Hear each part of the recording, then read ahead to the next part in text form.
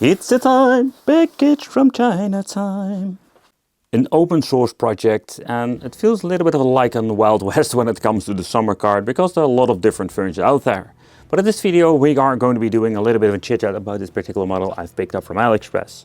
So this is the Epic Joyd. I think that's actually the brand that actually made this. So this is compatible with all N64 editions, and the SummerCart is maybe one of the best flash cards you can get for the N64. The overall compatibility is pretty good, and like I said, it can actually be used on a PAL or on Japanese N64. So it does like multi-region support for real-time clock, custom EPL3 replacements, supports firmware upgrades, built-in 64DD hardware emulation. I think that is a pretty cool thing. Lightning fast game loading speeds, that's something I'm really curious about, and automatic save flush to the micro SD card. Massive memory exceeding retail ROMs. However, I'm really curious how this thing will actually perform, because they can put all kinds of fancy stuff on the box, but the question remains, how good is it? So first of all, we do have different colors. I went for the particular translucent blue. I thought it looked pretty cool, and they're using very nice stickers over here with a tiny button at the back. And here we're going to be having the micro SD card. I don't know if they're going to be offering something that is ready to go. Sometimes they're going to be delivering this with, I think, a ready to go SD card.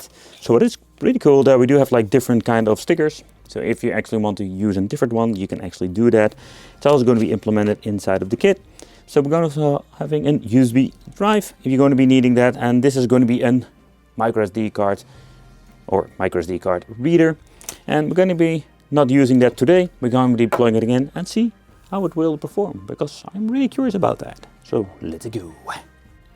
So when it comes for the N64, so this thing is actually region, like I say, free, so we can use it in all kinds of different systems. So let's remove the game over here and let's plug it in. The first thing I wanted to check out is how it is with plugging in.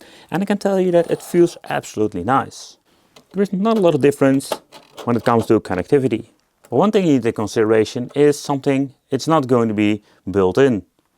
This thing actually has the option for N64 DD, but one of the things you need to consideration is that we're going to be needing an expansion pack if you want to play every single game. Nevertheless, the machine is plugged in. Let's take a close look at it and let's see what it can do.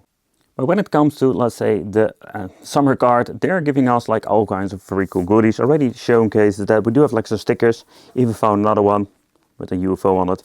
So that is pretty sweet. So, but the manual, this is going to be super convenient. It will actually explain everything, the controls, how to play, how to actually boot up the 64DD expansion, and how to make your own TF card or micro SD card. So you can actually see that how to play in the 64DD, because there is a little bit of requirement for that. And you know, they did a lot of great things when it comes to adding and explaining how you need to make yourself an SD card. So, you know, it's absolutely awesome. I like that. So having a very nice overall menu, or nice menu, it's actually just a basic menu, but you know what you're getting is actually interesting. We're having over here DD, the EDGB, EU, GB, GBC, Japan, I'm guessing there's the NS games, the save files. So actually in here we're going to be finding all of the saves. Super Famicom is actually on here, Super NES and the US. So the US, the GP and the EU are actually the ROMs, which you can see over here. It also indicates how big they are. And that's actually it. We're going to be having another save folder. But so let's say we're going to be booting up GoldenEye Europe N64, 12 megabyte file. Let's see what's going on. So what's kind of cool that we have like a preview over there. Some more information about the overall, let's say, file itself. And let's see how fast it loads up. Absolutely great indeed.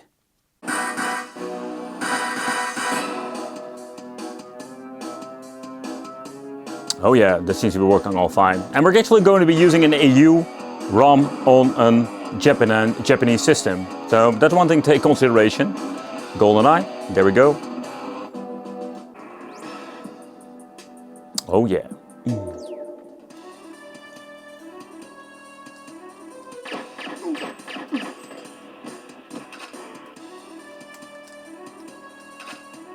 Oh, I need to get used to the freaking joystick.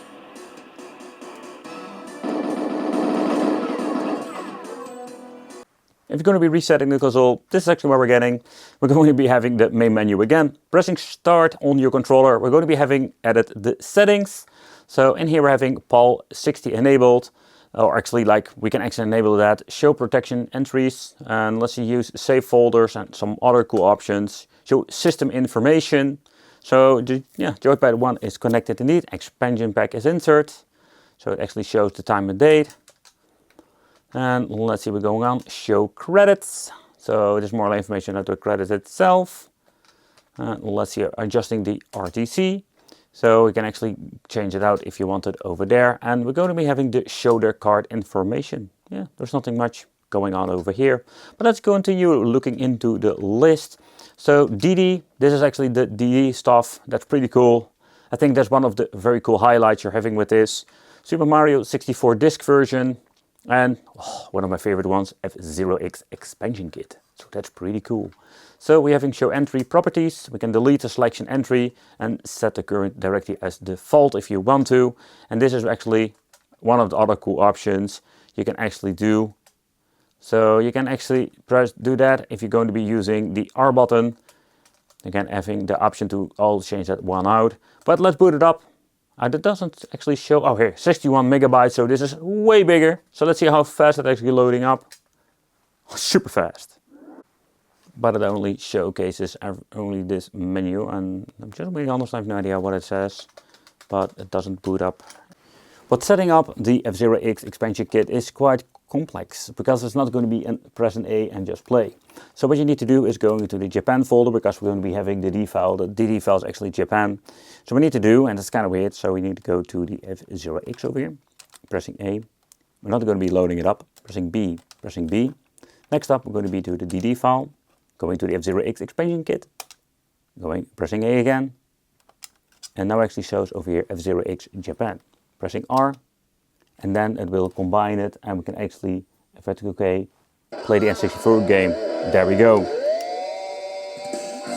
It's a little bit different approach, but now we can actually play the F-Zero-X game with the DD.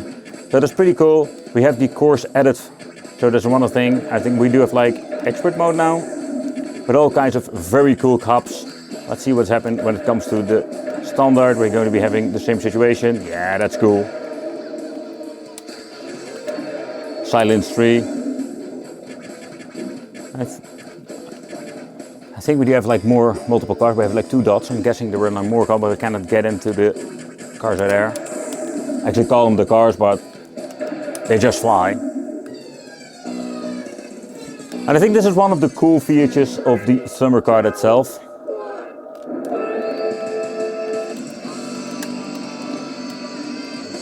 Man, the music of this game is legendary. Where I just love to have like an DD system, this is just really cool. The experience is. Woo. Let's see if I can reset. Let's see how it was. Still messing with that, but we can actually software reset that. Let's see, we go back to the expansion kit. Can we just try this again? So you can actually see that there is no F-Zero in here, so we need to go to the same progress every single time if you're going to be booting this up. So yeah, that's one thing that you need to take on in consideration when it comes to that. I love it that you can actually restart the system by pressing the, let's say, AB and the arrow button, so that's pretty cool. However, let's check it out. We're having Game Boy. With Game Boy, we're going to be having all kinds of cool things. But let's see how it actually boots up and how it will look. So that instantly loads, so that's pretty cool. Having the right aspect ratio, so that's a very cool feature when it comes to that.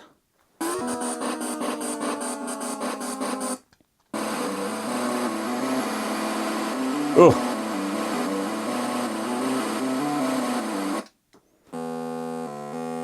Oof. Yeah, that's not going to be working. No, that's a no-go. So Game Boy Classic is not a good thing. Let's go with the Game Boy Color. Let's see what's going on over here. No, we're not going to be changing that out. Let's see, we're having the list. And let's go to the list itself and see if we can actually boot up a game over here. So let's say we're going with the old school Duke Nukem stuff. That sounds so much better.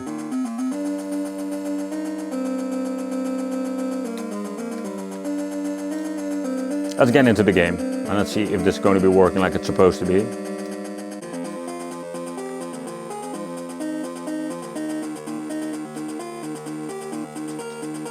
Game Boy Color seems to be working way better. Do miss sound effects. I'm guessing this is not normal.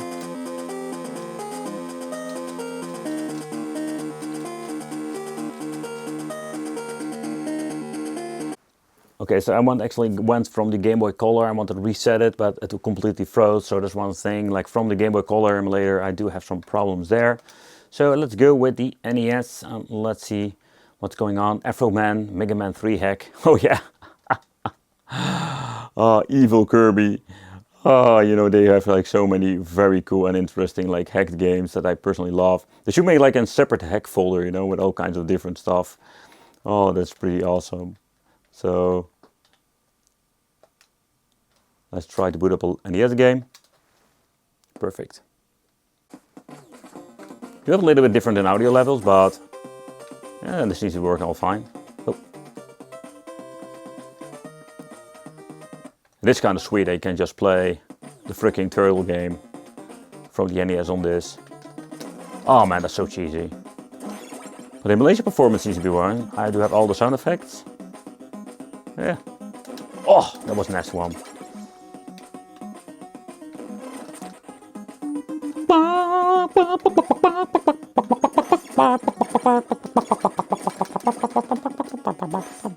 Ooh, there we go. Boss time. There we go. Ooh. Hey. Ow.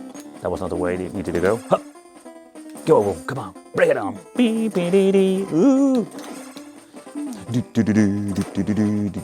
Oh crap. We need another turtle. We need Donatello. There we go. Ooh. Hola, there we go.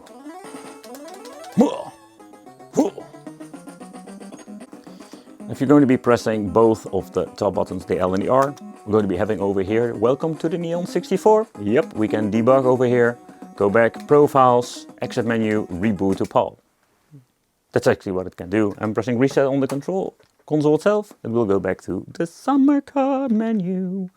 And then we're going to be having the Super Famicom, that is actually, or the Super NES. USA 60 Hz. And yes, we can actually freaking play all kinds of games from the Super NES too.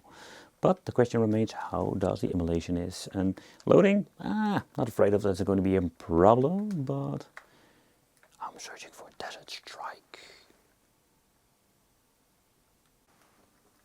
So what's kind of cool with Sodium 64, we can even go with the frame counter on. Frame precision is high. Frame skip can be enabled. Audio output on and off. But let's see, it's kind of weird that they put it on. I just have fun to actually mess with this. Oof. Oh, no, I think that was not a good idea. Let's go with medium. Okay, I think I completely messed it up now. Low? Okay, wait. I messed it up. Oh, but we cannot press start. Oh, there we go. Let's give this thing a little bit of time actually to get into the game. Yeah, so that's not going to be a playable situation. I just wanted to check out a different game. You can hear that it struggles.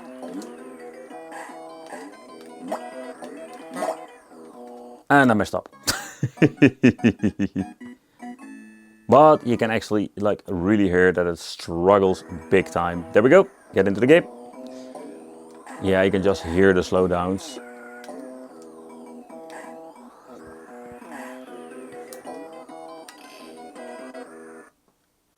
So the Super Famicom is buggy, Game Boy has some problems, but let's go further with the US stuff over here.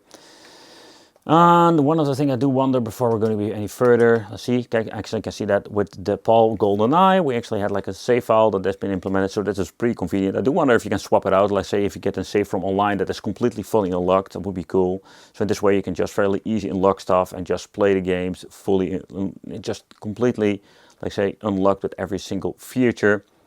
But let's see what's going on over here. We're having saved that it's just empty. Let's go to the US part and let's see what is going on over here with some Bug Bumble. Oh man, this game is so cool.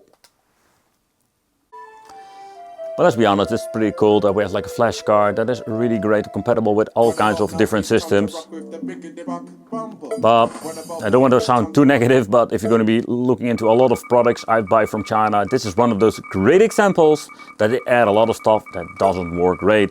So for some, let's say it's pretty cool that we have like support for all the systems, but one thing is a fact is that it's going to be having some issues with some emulators. Okay, let's get used to the freaking controls over here.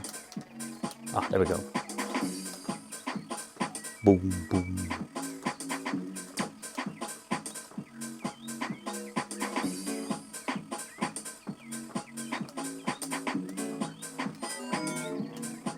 Here we go. Whee!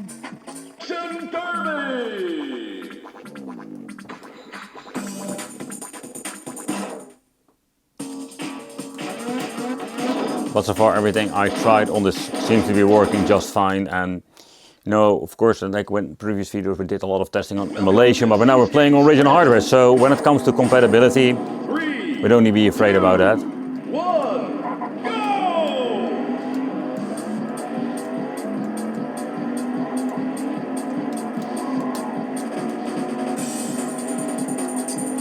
You know, this Destruction Derby 64 feels more like a generic, like say overall normal racing game where we can actually bash now, but personally my favorite one will always be the PlayStation 1 version. That's so cool. This game is absolutely just memory lane for me. I guess I remember that I bought this game on the N64 back in the day, and I was completely disappointed because the roster of the characters were smaller. Like you had like less characters if you compare this with the PlayStation version, and two were hidden. So it was such an interesting overall situation.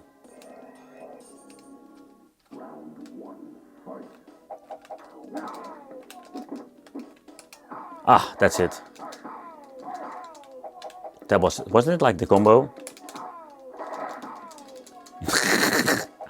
But I do like it when it comes to the overall playability of this game.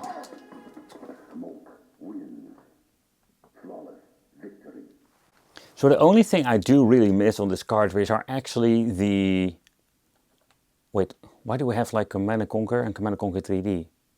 Okay, that's weird. I think it's the same game, only different name.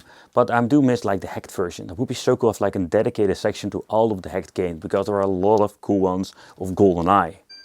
But the reason I actually wanted to boot it up, because we're going to be needing an expansion pack with this.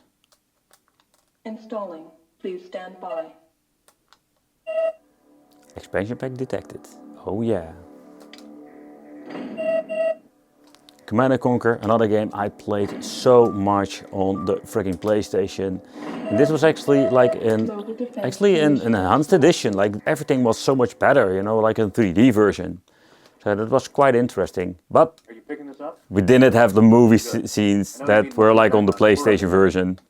Oh, this one, you know, graphical wise, let's boot it up and I will show you. Like graphical wise, this one looks pretty cool. Oh, playing strategy games on the controller. On the PlayStation, it actually had I think it was like a plug and play mouse situation. Oh, wait, how can I build stuff? I have no idea. Oh, there we go. Nope.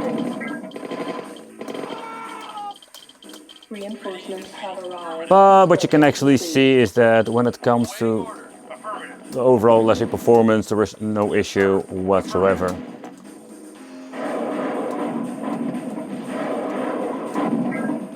Is he ready to go?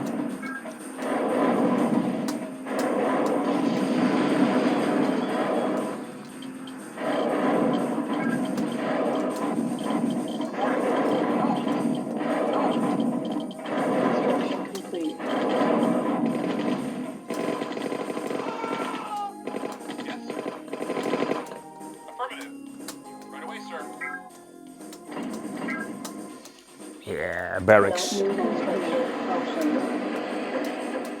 We can just select it over here and then pressing the back button. Oh, just in like... Oh, we cannot build multiple characters. Oh man. SummerCart64. Yep, this thing can do actually a lot. I'm surprised how cool it is when you can even play other systems now. However, I do feel a little bit hit or miss when it comes to the overall performance. But beside that, I think it's a pretty cool piece of equipment, and the overall cartridge is a very nice overall quality.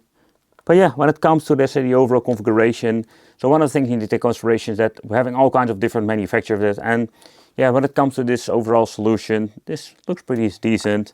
Replaceable battery, which you can see over here. So let me know in the comments, what do you think? Does your emulators work for the NES and all that stuff? Let me know in the comments, and it will be great to see you in the next video.